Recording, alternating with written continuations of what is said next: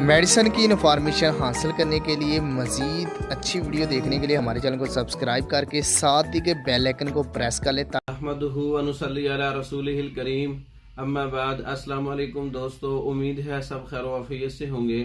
आज हम बात करेंगे हब्बे सुआलीन, खांसी का इलाज, बलगम का इलाज, रेशे का इलाज, सीने की जकड़न, गले की खराश और रेशे का रुक जाना और बलगमी मवाद का इखराज ना होना, सांस की तंगी, रात को बहुत ज़्यादा तकलीफ होती है सोते वक्त।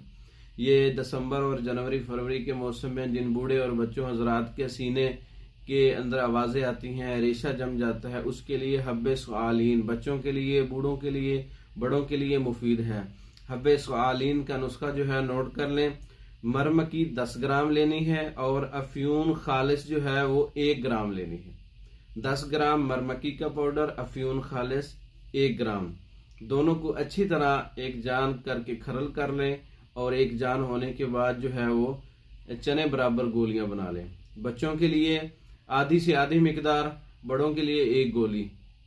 बलगमी अमराज जैसे भी हैं, बलगम है, रेशा है, नाक बंद है और सीने की जकड़न है, इसके इस्तेमाल से सारी बलगम जो है उसका इखराज हो जाएगा, सीना और नालियां साफ हो जाएंगी। खांसी और इसके अलावा जो बलगमी मवाद की तकालीफ है वो दूर हो जाएंगी।